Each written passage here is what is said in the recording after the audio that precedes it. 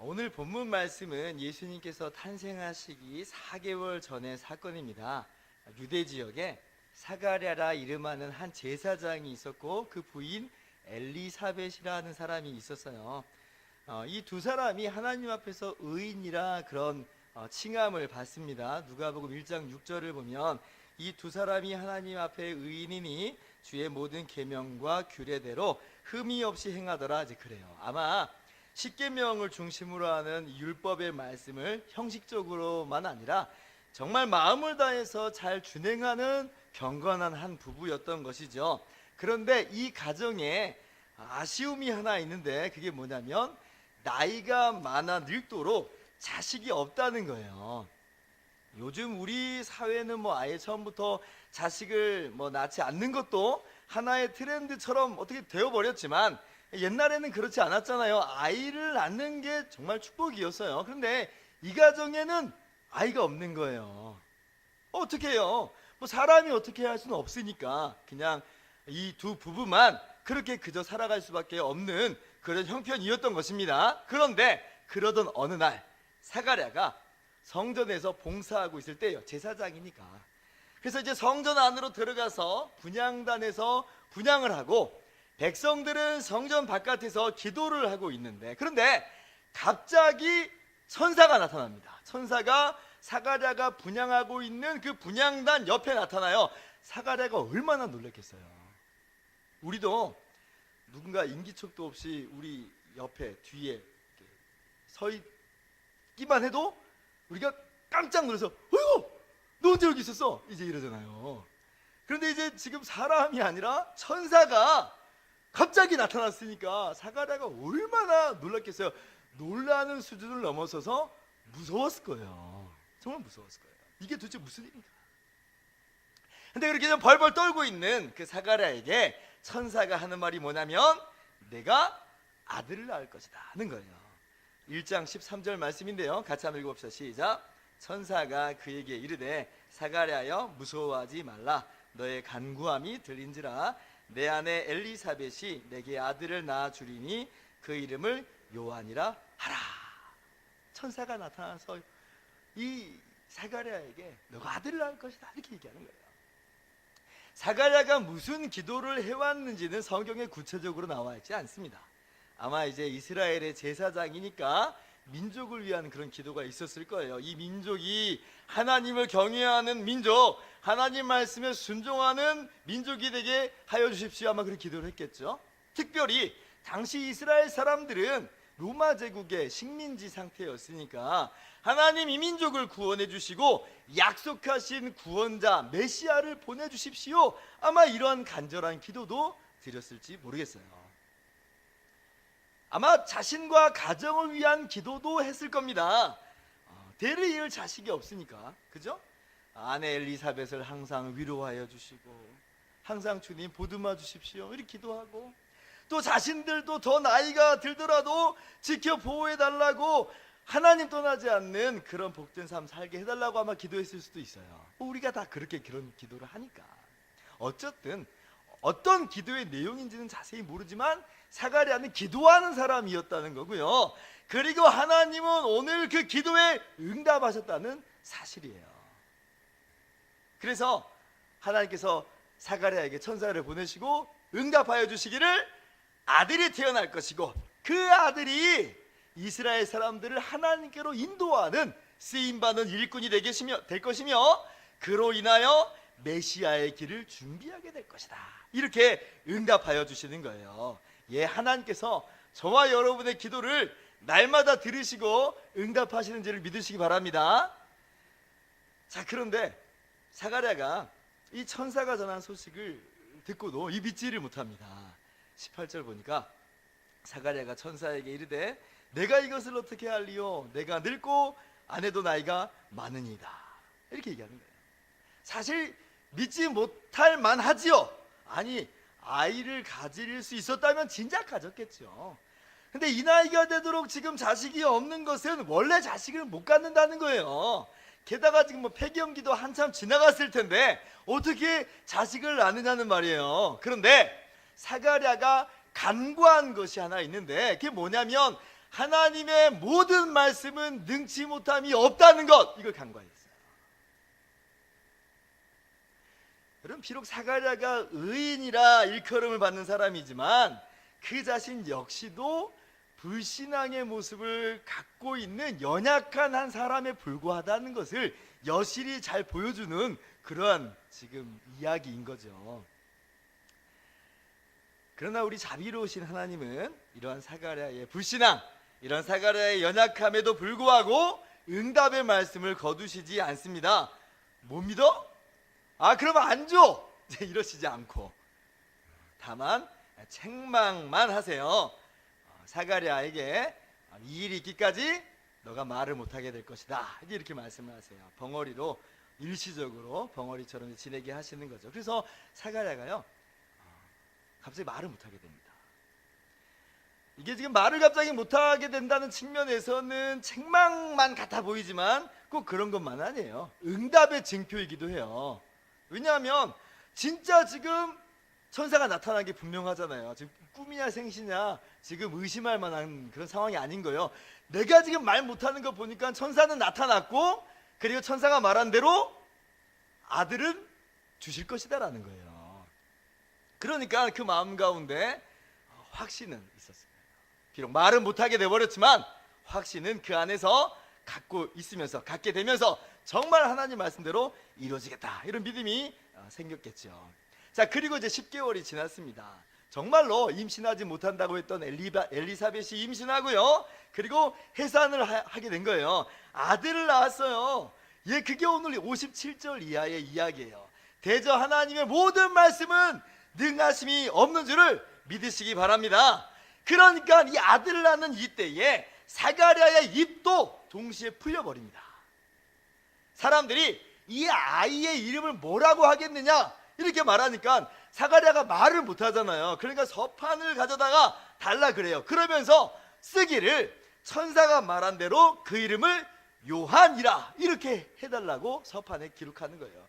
그러니까 그렇게 쓰는 즉시로 그의 말이 다시 터지게 되었어요. 그러니까 주변 사람들이 얼마나 놀랐겠어요.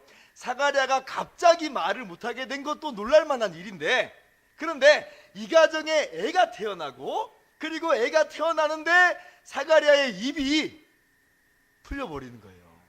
그러니까 주변 사람들이 깜짝 놀라면서 이게 어떤 일인가, 이 아이가 장차 어떤 일을 하게 될 것인가, 다 같이 그러한 궁금함을 이제 가지게 되었던 거죠. 그러면서 이제 사가랴는 하나님을 찬양합니다. 그리고 성령의 충만함으로 예언하는데 그 말씀이 오늘 본문의 67절 이하의 말씀이에요. 그러면 사가랴는 무엇에 대해서 찬송하고 무엇을 예언했는가 할 때에 68절 이하를 보니까 찬송하리로다 주 이스라엘의 하나님이여 그 백성을 돌보사 속량하시며, 69절 같이요, 우리를 위하여 구원의 뿔을 그 종 다윗의 집에 일으키셨으니, 이렇게 찬송하고 예언하기 시작하는 거죠. 여기서 구원의 뿔이라고 하는 것은 지금 태어난 요한을 일컫는 말이 아니고, 이 구원의 뿔은 메시아, 하나님이 보내시는 구원자를 말하는 거예요. 자, 그런데 이 사가랴의 찬송, 이 사가랴의 예언을 보면서 저 개인적으로 생각해 볼 때는 정말 굉장히 의아한 대목이다, 이렇게 생각을 합니다. 왜냐하면 만약에 제가 사가랴였으면 어땠을까, 이렇게 생각해 보는 거죠. 여러분이 사가랴였으면 어떻게 찬송하겠어요?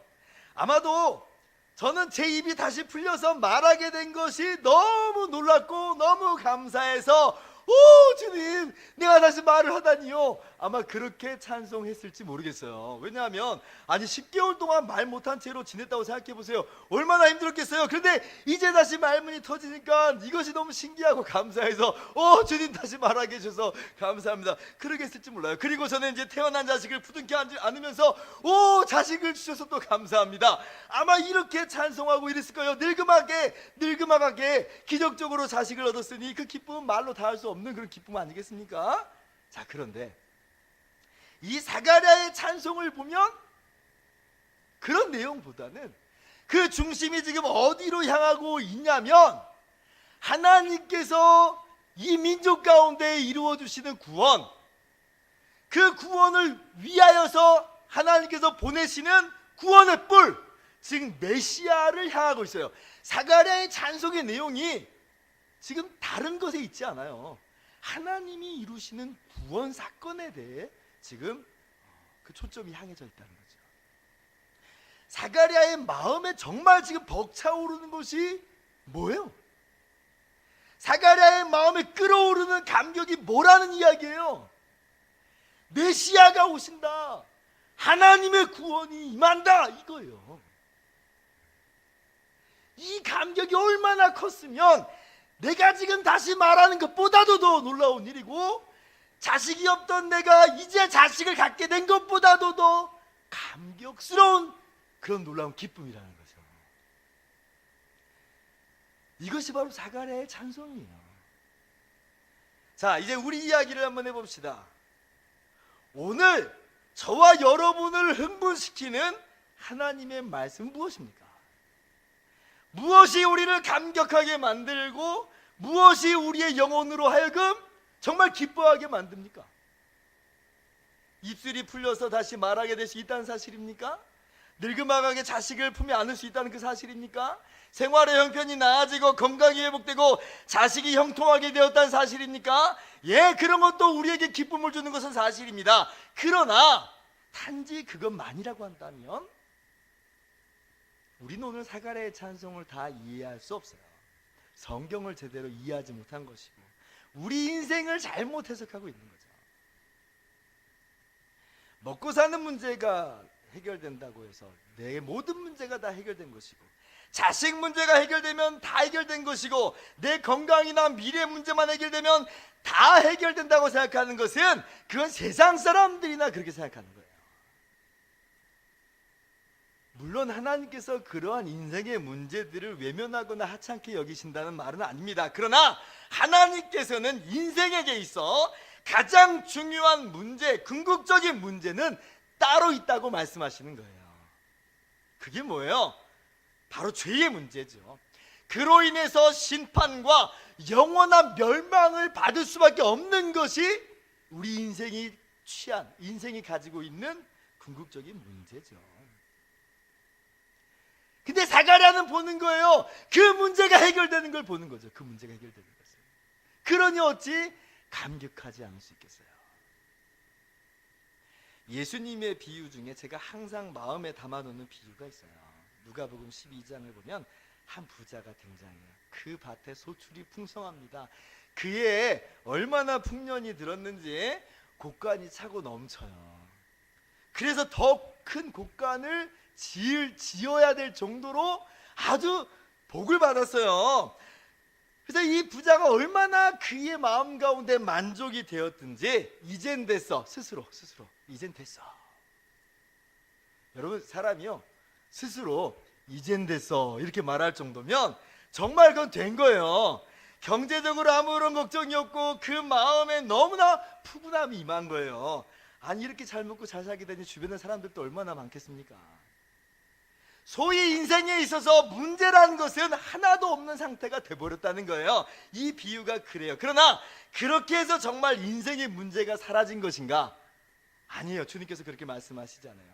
누가복음 12장 20절 보니까 하나님은 이르시되 어리석은 자여, 오늘 밤에 내 영혼을 도로 찾으리니 그러면 내 준비한 것이 누구의 것이 되겠느냐? 진짜 중요한 인생의 문제, 인생의 숙제는 먹고 마시는 문제나 자녀의 문제나 건강의 문제나 어떤 우리 앞에 놓여있는 미래의 문제들은 아니라는 거예요. 사망의 문제, 심판의 문제를 풀 수 없다면 전부 다 부질없는 거죠. 우리 모두는 다 하나님의 심판대 앞에 설 것입니다.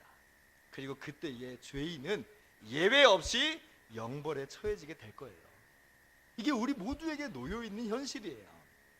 그렇기 때문에 우리가 아무리 이 땅에서 평안한 듯 해도요, 이 문제가 해결되지 않으면 그것은 그저 사망의 짙은 어둠 속에 앉아있는 것뿐이에요. 사망의 그늘에 허우적거리는 것에 불과한 거죠. 이게 인생의 정말 문제예요. 그런데 이런 우리들에게 하나님의 은혜가 밝히 드러나게 됐어요. 하나님께서 죄인인 우리를 구원하시기 위해서 하나님의 아들을 이 땅 가운데 보내주시고, 그리고 그로 인해서 우리의 모든 죄를 대신 담당케 하신 예수님이 십자가에서 죽으심으로 우리의 모든 죄가 용서함 받고 우리가 하나님의 자녀가 되었고 하나님의 영광의 나라에 들어가게 되었으니, 이게 얼마나 놀라운 사실이에요. 사망의 그늘에 빛이 드리워진 것이고, 그 빛으로 인해서 진정한 따뜻함이 영혼 가운데 찾아오게 된 것이죠. 오늘 본문 78절, 이는 우리 하나님의 긍휼을 인함이라. 이로써 돋는 해가 위로부터 우리에게 임하여, 79절 같이요, 어둠과 죽음의 그늘에 앉은 자에게 비치고 우리 발을 평강의 길로 인도하시리로다. 아멘. 돋는 해가 우리의 영혼 가운데 쏟아져 들어오는 거죠. 얼마 전에 이 표현이 정말 마음 가운데 이렇게 부딪혀 온 적이 있었어요. 사무실에 혼자 있을 때 간혹 적막함을 느낄 때가 있습니다. 뭐 문제가 있어서가 아니라 사람이 가끔 갑자기 적막해지고 외롭고 뭐 쓸쓸하고 좀 심체되는 것 같은 그런 느낌이 좀 들 때가 있잖아요. 저도 이제 잠깐 이제 그렇게 된 거예요. 그날이 그때예요. 형광등은 켜져 있지만 그것이 정말 내 영혼에 밝다 이렇게 느껴지지 않을 때인데, 그런데 그날 오후에 한 5시 한 반 정도 될 때쯤 저쪽 창문으로 햇빛이 이렇게 쫙 비쳐 들어오는 거예요. 우리 교회는 오후가 되면 저쪽에서 빛이 들어오거든요. 근데 이제 그 빛이 어디까지 들어오냐면 저 구석진 사무실까지 쭉 비쳐 들어가는데, 이 나의 영혼에 이 햇살이 이렇게 쏟아져 들어오는 느낌을 이제 갖게 된 거죠. 그래서 그 햇빛을 음미하느라 눈을 살포시 이제 감아 보니까요, 너무 따뜻해요. 눈 감아도 앞이 환하게 빛나는 그런 느낌들이 있잖아요. 햇빛을 마주 보면서 눈 감으면 그래도 밝고 빛나고 따뜻하잖아요. 그러한 느낌과 감정이 이 사무실 안에 앉아 있을 때 이렇게 온몸으로 이제 받아들여지는 거예요. 아, 돋는 해가 내 영혼 안에 쏟아져 들어오는 느낌이 어쩌면 이런 거구나. 내 영혼에 햇빛 비치니 그 영광 찬란해. 아, 그 찬송이 이해가 되더라고요. 하나님의 은혜의 빛이, 예수 그리스도의 십자가의 은혜가 여러분 심령 가운데 비추어짐을 믿으시기 바랍니다. 그로 말미암아 우리가 구원함을 얻고 하나님의 자녀가 된 줄을 믿으시기 바랍니다. 그러므로 말미암아 우리가 영혼의 진정한 자유와 평안과 기쁨을 얻게 된 줄을 믿으시기 바랍니다. 이것이 바로 우리의 감격이고, 이것이 바로 사가랴의 찬송인 거예요. 우리가 사가랴와 같은 경험을 하고 있는 거예요.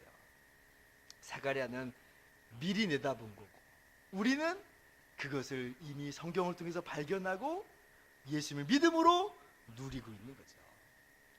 그렇다면 여러분, 이 은혜를 깨닫고 감격한 우리는 어떠한 삶을 살아야 할까요? 첫째로, 이 구원의 은혜로만 충분히 만족하고, 이 구원의 은혜로만 여러분의 찬송의 제목을 삼으시기를 주님의 이름으로 축원합니다. 시편 47편 4편 7절을 보면, 주께서 내 마음에 두신 기쁨을 그들의 곡식과 새 포도주가 풍성할 때보다 더하니이다. 8절 같이요. 내가 평안히 눕고 자기도 하리니 나를 안전히 살게 하시는 이는 오직 여호와이시니이다. 이 말씀이 있어요. 곡식과 새 포도주가 가져다주는 기쁨이 있어요. 그러니까 세상 사람들이 전부 다 그것을 쫓아가는 거 아니겠어요? 그러나 다윗은 그것보다도 더 놀라운 기쁨이 있다 이야기하고 있어요. 우리 안에는 그것보다도 놀라운 기쁨이 있다라고 말하고 있어요. 그게 뭐예요? 죄사함의 기쁨, 구원의 기쁨, 하나님이 나와 함께 하시는 기쁨이에요. 무엇이 우리를 진실로 만족하게 하는가? 이러한 구원의 은혜가 우리를 정말로 만족하게 하고 평강을 가져다 주고, 그것이 그러므로 우리의 유일한 노래가 된다. 이것이 다윗의 고백이고 또 저와 여러분의 고백이어야 되는 거죠. 토드 로즈라고 하는 사람이 평균의 종말이라는 그런 책을 썼는데 거기에 한 흥미로운 대회를 이제 소개합니다. 1945년에 미국에서 15,000명의 젊은 여성들을 9가지 항목으로 구분해서 신체 치수의 평균값을 냈습니다. 그래서 그 평균값을 가지고 조각상을 하나 만드는데 그게 노르마 조각상이라고 하는 거예요. 소위 미국의 젊은 여성들의 평균, 미국 젊은 여성들의 표준이라고 일컬어지는 조각상이에요. 그래서 이제 그 조각상과 가장 닮은 꼴을 찾는 것이 이 대회의 목표입니다. 3,800명 정도가 참가를 했어요. 이 3,800명이라고 하니까 별로 참가 안 했네가 아니라 그래도 나는 미국 표준이야 라고 스스로 생각하는 사람 3,800명이 모여 있는 거예요. 그런데 정말 놀라운 건 뭐냐면 이 9개 항목으로 이제 치수를 다 평균 냈다고 했잖아요. 뭐 눈은 어떻고 뭐 얼굴은 어떻고 뭐 키는 어떻고 몸무게는 어떻고 이런 거잖아요. 그런데 그 모인 3,800명 중에 이 9개 해당에 정확하게 맞는 사람이 한 명도 없었다는 거예요. 한 명도. 심지어 9개 항목 중에서 5개의 항목만 일치하는 사람도 그 사람들 중에서 1%, 40명 정도만 일치했어요. 결론적으로 그 책의 논지는 뭐냐면 평균은 허구다. 평균은 실제 존재하지 않는다라는 거였어요. 여러분, 우리는 모든 면에서 평균 혹은 평균 이상을 원해요. 그런데 사람마다 가정마다 빵꾸나는 게 있어요. 그러니까 부족한 것 때문에 없는 것 때문에 좌절하고 또 그 평균을 얻어내려고 무한 경쟁하면서 자신을 혹사시키는 것이 우리의 인생입니다. 이러한 인생 속에서 만족이 없는 거예요. 이러한 인생 속에서는 평강이 없어요. 용케 근접하는 경우가 있죠. 그러나 그래도 그 마음 가운데 평강이 없어요. 빈자리가 느껴져요. 이게 도대체 무슨 의미가 있다? 이런 거죠. 이건요 근본적으로 방향을 잘못 잡은 거예요. 인생의 기쁨과 진정한 평강은 거기서 오지 않아요. 평균에서 오지 않아요. 평균 이상이라고 해서 오는 게 아니라는 거예요. 어디로만 말미암느냐? 죄와 사망에서 구원받은 이 단 한 가지 사실, 하나님의 자녀가 되었다는 이 단 한 가지의 사실, 그러므로 하나님이 우리와 함께 하신다는 이 놀라운 진리 안에서만 진정한 만족과 진정한 평강과 기쁨이 찾아옵니다. 그러므로 여러분의 눈을 다른 데로 돌리지 마세요. 평균 쫓아다니지 말고 평균 이상은 좀 돼야지 그런 공상 속의 파랑새를 쫓아다니지 말고 여러분의 눈을 오직 이 땅에 오신 예수 그리스도께 집중함으로 이 평강을, 하나님으로 말미암는 이 평강을 빼앗기지 않기를, 그리고 그렇게 하나님만을 찬송하기를 주님의 이름으로 축원합니다.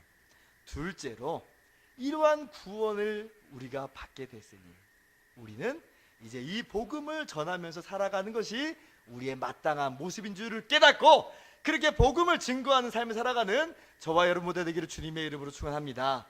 오늘 사가랴가 태어난 이 아들 요한을 붙잡고 축복을 합니다. 76절 이하의 말씀을 제가 바른 성경 번역으로 찾아봤어요. 아이야, 너는 지극히 높으신 분의 선지자라고 불릴 것이다. 내가 주님보다 앞서가서 그분의 길을 예비할 것이며 그분의 백성에게 죄 용서를 통한 구원의 지식을 전해줄 것이다. 지금 요한의 미래에 대한 예언이기도 하지만 이 말은 아버지로서 요한을 향한 바람이 이 안에 담겨 있다고도 볼 수 있어요. 아이야, 주의 길을 준비하라. 주의 길을 준비하라. 이 놀라운 구원을 백성들에게 알게 하라 하는 거죠. 성탄절이나 이 부활절에 좋은 점이 있어요.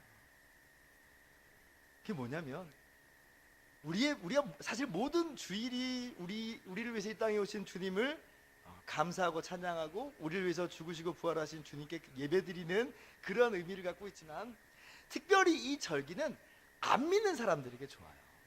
왜냐하면 안 믿는 사람들도 성탄절이 뭔지는 알아요. 예수님이 이 땅에 태어나신 날이라는 거죠. 그러면 그 사람들에게 복음을 전하기가 훨씬 더 수월합니다. 토요일날 전도할 때만 봐도 우리가 알 수 있죠. 평상시에는 그냥 어떻게 하든지 예수님을 좀 설명해 볼 수 있을까 고민을 하는데요, 성탄절 즈음에 토요일날 나가서 전도할 때쯤이면 메리 크리스마스 한마디만 해도 되잖아요. 예수님이 여러분을 사랑하십니다. 예수님을 믿고 구원받으세요. 이 말 한마디 하기가 너무나 쉬운 게 성탄절이에요. 그래서 부탁의 말씀을 드리기는, 이 성탄절을 맞이해서 여러분도 이 받은 구원을 감사하고 찬양하면서 주님의 구원을 알리고 그렇게 다시 오시는 주님을 예비하고 맞아들이는 준비하시는 저와 여러분 모두 되기를 바랍니다. 여러분 주변에 있는 사람들에게 단 한마디라도 한번 해보세요. 이 성탄절에 그거 안 하고 넘어가면 반칙입니다. 왜 예수님이 오셨는데요? 우리를 구원하시기 위해서 오셨잖아요. 우리만 구원하시기 위해서 오셨어요? 아니요, 우리를 포함해서 여전히 안 믿는 사람들도 예수님 믿고 구원받게 하시려고 이 땅에 오셨잖아요. 그러면 그 주님의 구원을 알게 하는 것이 우리의 마땅한 모습이죠. 그래서 한번 약속했으면 좋겠어요. 이 성탄절 그냥 넘어가지 말고, 이제 열흘 정도 남았는데 그냥 넘어가지 말고 우리 주변 사람들에게 예수님 믿으라고 한마디라도 해봅시다. 아는 사람에게 이 말하기가 너무 쑥스럽다면, 그래서 도저히 말 못하겠다면 토요일날 오후 3시에 나와서 모르는 사람들에게라도 그렇게 예수님 믿고 구원받으라고, 그렇게 우리가 전도하는 그러한 시간으로 이 성탄절을 보내기를 소망해요. 이것이 바로 성탄절을 맞이하는 우리 믿는 사람들의 마땅한 모습인 것이죠. 일제시대 독립운동가 중에 이보한이라는 분이 계세요. 거두리로다 거두리로다 기쁨으로 단을 거두리로다, 이 찬송을 늘 불러서 별명이 거두리입니다. 스스로 거린이 돼가지고 이 거린들을 돌봐줬던 정말 선한 사람이기도 했어요. 근데 이분이 원래는 이제 내노라는 양반집의 장남으로 태어난 겁니다. 그런데 서자예요, 서자. 그러니까 가정에서 행복하지 못해요, 그다지. 게다가 어렸을 때 혼역을 알았는데 이 집에서 왼쪽 눈에 된장을 붙여주고 그냥 방치해버려가지고 한쪽 눈이 골마버려요. 외꾸눈인 거죠. 근데 그러다가 선교사에게 복음을 전해 듣고 예수님을 믿어요. 그리고 구원을 받습니다. 그리고 이 사람이 그때부터 영혼 구원의 사명을 감당하는데요, 어느 정도로 복음을 전하냐면 하루는 친구의 아버지 진사 있죠, 진사에게 예배당 나올 것을 계속해서 권면을 해요. 여러 번 권면하니까 이 진사 어른이 자네 체면을 봐서 다음 주에 나감세 이제 이러는 거예요. 근데 그래 놓고는 그 다음 주에 이웃 동네로 절로 휴양을 가버립니다. 도망간 거예요. 그러니까 이 거두리가 그 절까지 쫓아가요. 그 다음 주에 절까지 쫓아가요. 그러니까 이 진사가 이번 주엔 눈이 너무 많이 쌓였으니 다음에 가겠네. 그러니까 이 거두리가 제가 눈을 좀 쓸어 놓았으니 쓸어 놓은 곳까지만 가주십시오, 이렇게 얘기를 해요. 그러니까 이 진사가 참 끈질기구만 속으로 그렇게 생각했겠죠. 그러면서 에이 뭐 절 입구까지 그렇게 쓸어 놓았겠지 하고, 그래 내가 따라 나가보지 하면서 따라 나가는 거예요. 그런데 가도 끝이 없어요. 눈이 다 쓸려져 있는 거예요. 어디까지? 수십 리를 지나서 교회 앞마당까지 눈이 다 쓸려져 있어요. 이 거두리가 밤새도록 눈을 다 치워서 이 진사를 전도한 거예요. 굉장하죠. 우리가 뭐 이 정도는 못할 수 있어요. 그러나 복음의 불씨를 덮어놓지만 않는다면 우리도 복음의 통로가 되고 우리도 구원의 통로가 될 수 있어요. 빛은 비춰지기 마련이고 소금은 맛을 내기 마련입니다. 구원받은 감격 속에서 우리가 이 빛을 덮어두지만 않는다면 우리도 우리 주변 사람들에게 복음을 전할 많은 기회들이 있다는 거예요. 여러분, 이 성탄절 잊지 말고 구원의 주님을 여러분 받은 그 구원의 감격 속에서 힘차게 증거하고 전하는 여러분 모두 되기를 주님의 이름으로 축원합니다. 말씀을 마치도록 하겠습니다. 오늘 우리는 사가랴의 찬송을 함께 살펴봤습니다. 이 찬송은 다름 아니라 구원의 하나님에 대한 감사 찬송이었어요. 그리고 오실 메시아를 대망하는 찬송, 나의 자식이 그 주님의 길을 예비하는 것에 대한 그러한 기쁨과 감사 속에서의 찬송이었어요. 여러분, 우리에게 임한 하나님의 은혜의 빛이 있습니다. 우리를 죄와 사망 가운데서 구원하여 주시는 하나님의 놀라운 은혜와 사랑이 우리 마음 가운데 쏟아져 있어요. 여러분, 다른 것으로 찬송의 제목을 삼지 말고, 다른 것으로 만족을 삼으려 들지 말고, 오직 이것으로 여러분의 찬송의 제목을 삼고 여러분의 노래의 내용을 삼으면서, 그리고 주님 다시 오시는 그날까지 이 구원의 주님을 널리 증거하는 저와 여러분 모두 되기를 주님의 이름으로 축원합니다. 기도하겠습니다.